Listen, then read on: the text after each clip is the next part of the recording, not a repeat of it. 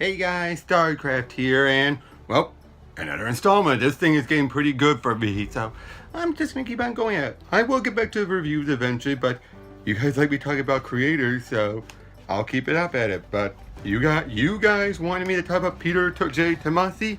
Well, that's what I'm gonna talk about. And the funny thing about Tomasi is he's one of those guys that started out as an editor. For example, he didn't do Batman's Judge Dredd per se, he did do stuff like Lobo Judge Dredd, or one of my favorite Elseworlds, Justice League The Nail and Another Nail. Basically, what if the Kents got a flat tire and they weren't there to pick up Kal-El as he crashed, so a bunch of Amish people did, so he's completely off the board while we see a world without Superman ever being around. Interesting stuff.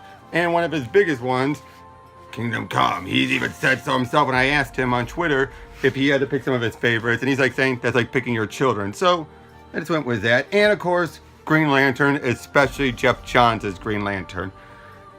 But eventually he went on to become a writer. And he's become one of the best. You could definitely tell that this guy has known what he's how to write. He's been able to show people how to write as an editor. And sometimes you're like, why would an editor write? Because an editor should just edit. Normally you'd be right. I mean, I've seen Dan DiDio write. It's not the worst thing I've ever read, but it's not anything to sneeze at either. But with Peter, he is that good to the point where he's still one of those people when he writes, everyone loves it. As far as I know anyway. I'm sure there might be some detractors, blasphemous as that is. But for me, I have collected so much stuff that he's written. Sometimes it's a case of it's part of an ongoing work, I openly admit. But other cases, it's because it's him. If it was anyone else, I might drop the book. But Peter, nope. Let's start with when he first finally dropped his editorial pen and took on as a writer, was during the Green Lantern Sinestro Corps War, where he took over on Green Lantern Corps. Just one moment, let me double check. Yeah. Starting with issue 18, right here, and it basically was Superboy versus Sodom Yat. All right, let me double check to make sure that was his final issue and his first issue, because I know Dave Gibbons was still working on this by that point, so let me just double check. And yep, this was his first issue, which also included an origin story for Sodom Yat versus Superboy Prime as it led into the two fighting. Until eventually Sodom Yat gets infected with lead, and it gives Superboy Prime the edge as he just completely beats on him. And this would also be the first time that he would work with a long-time collaborator, Patrick Gleason. I love Patrick's artwork. I'm not going to do much of a creator spotlight on him because a lot of the stuff that I own is the stuff he's done with Peter. So in talking about Peter, I'll be talking about Patrick as well. Patrick, not Paul, Patrick. Then afterwards, he continued working on with Green Lantern Corps for a long time. I mean, he had some arcs like with Mongol trying to take over the Sinestro Corps, dealing with Sodom Yat still, dealing with the Black Mercy, where the Black Mercy actually becomes the Lantern because they could choose the mother of them. Then dealing with the Star Sapphires, and then during Blackest Night. Well, leading up to Blackest Night, we had more with Sodom Yat until Sodom Yat then sacrifices himself. And then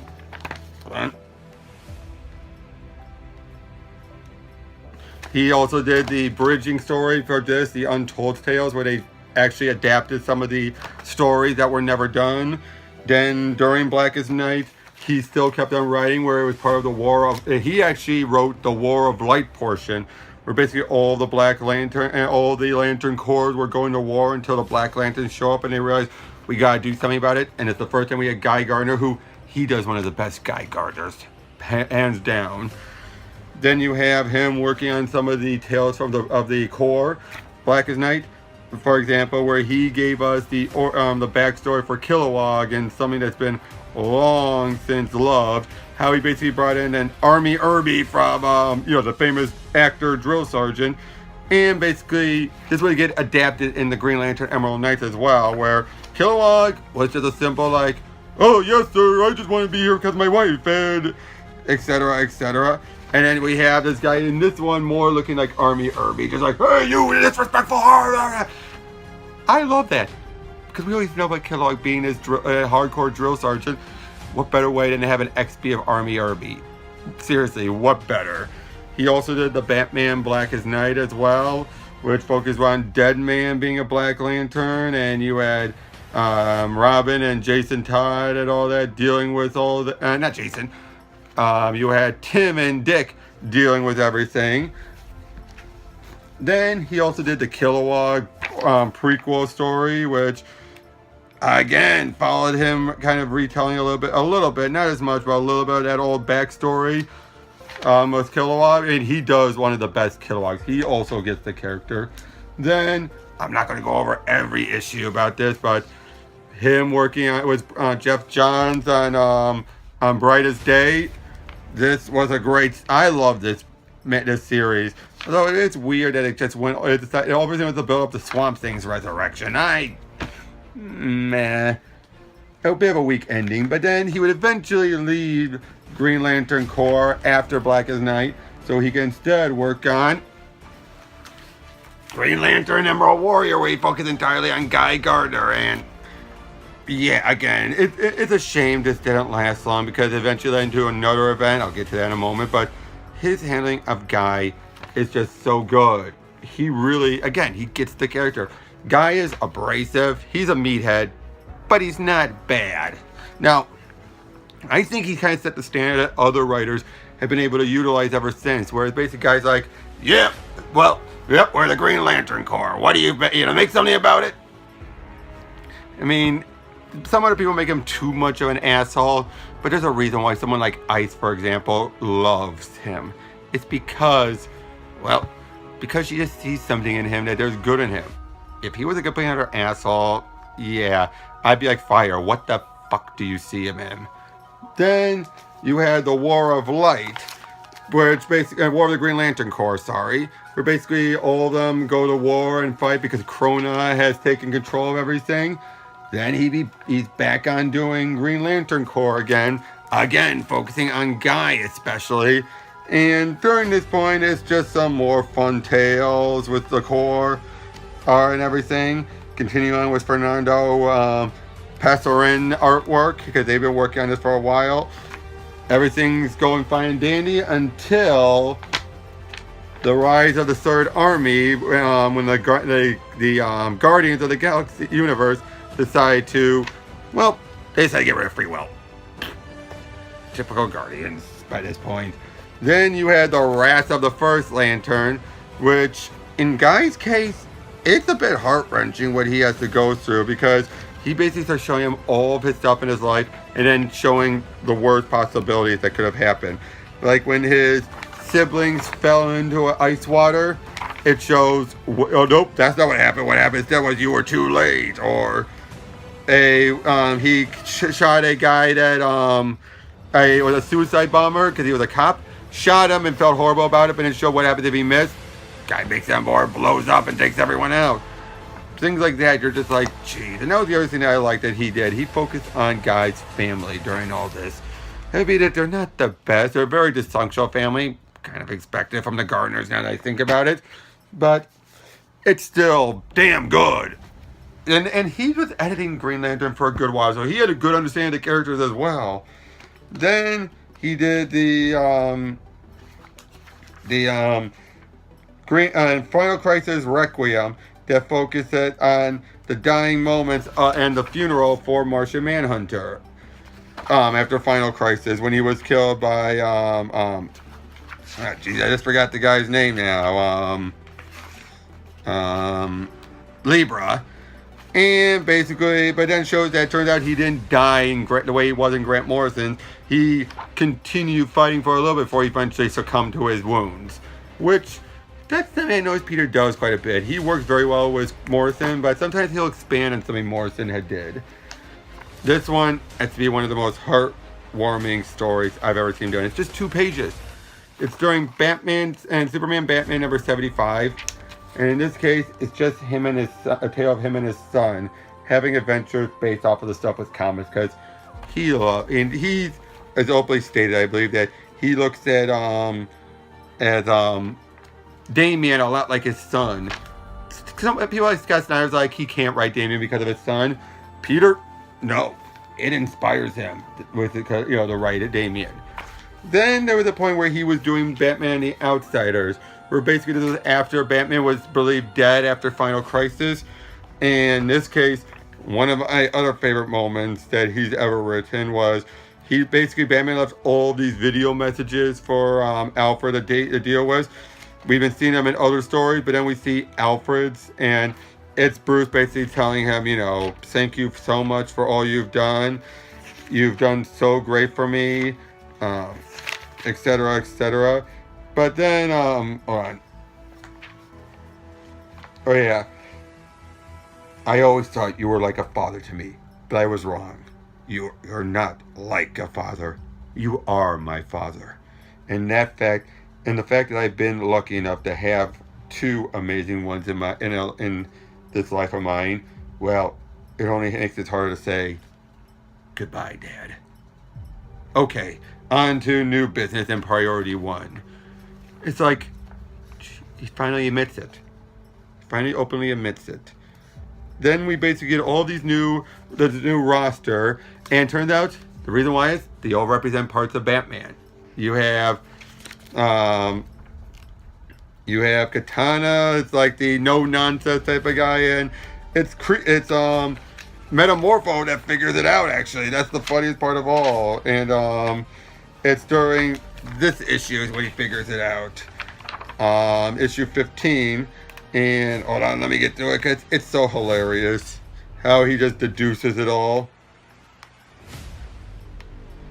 And this is after everyone's burned their lives. And they introduce a original mainstream Night Owl, which I actually, and Owl Man that I actually like. It's very interesting.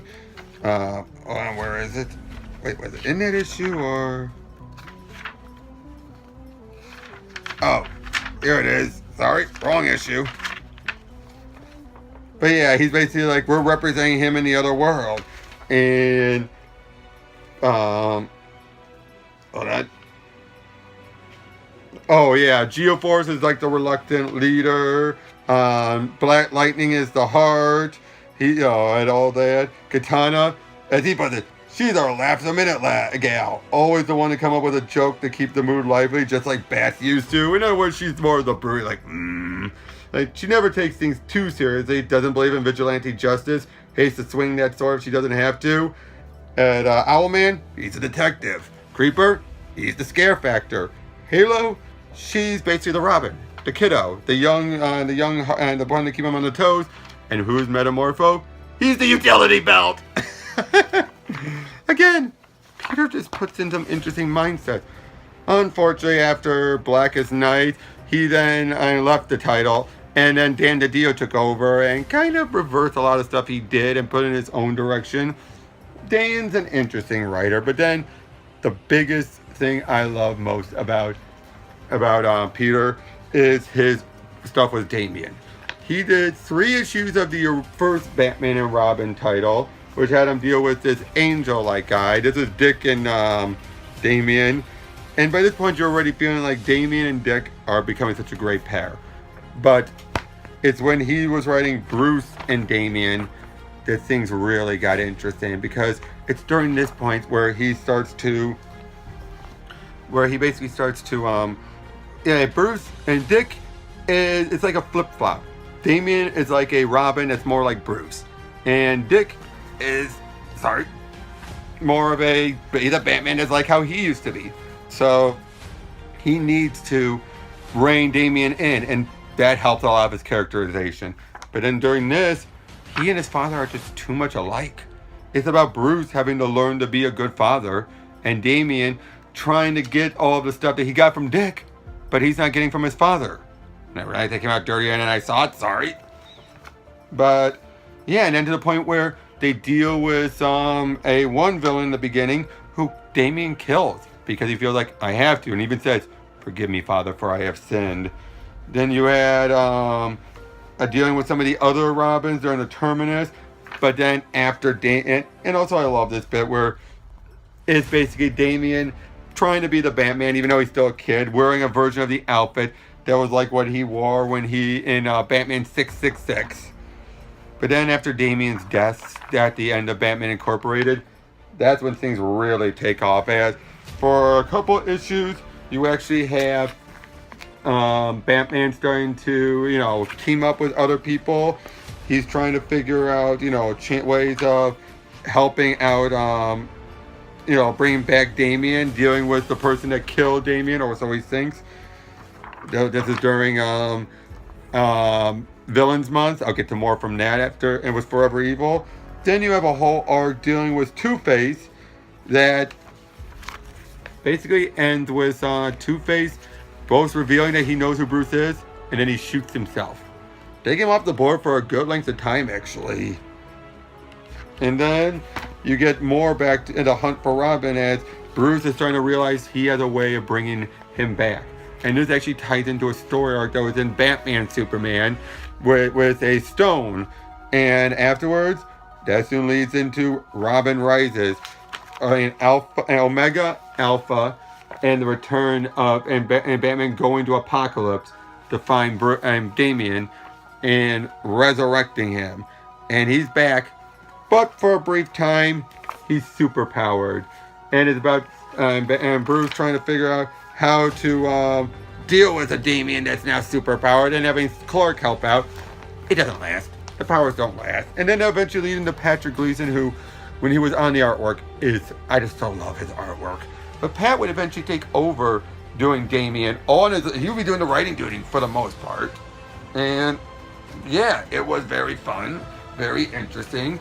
Then you have, then there was a bit of an appearance in Secret Origins with Damian. But then you have one of my favorite little mini-series that he's worked on. First of all, the Bane and Scarecrow origin issues. Bane especially brought back Graham Nolan. Then you have the Arkham War, where Bane basically goes to war with Scarecrow until they figure, he wins and takes back Arkham. But then it was all for nothing as Batman shows back up and takes Bane down. It's still one of the better handlings of Bane. Tomasi's also another guy who gets Bane. And yeah, then Tomasi did a little backup story in the Volume 2 of Detective 27 with Neil Adams. Hold on. No, where is it?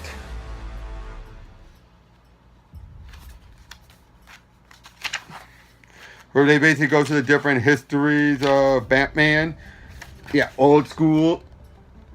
It's a good little story. Then during the after when Gordon became Batman, long story.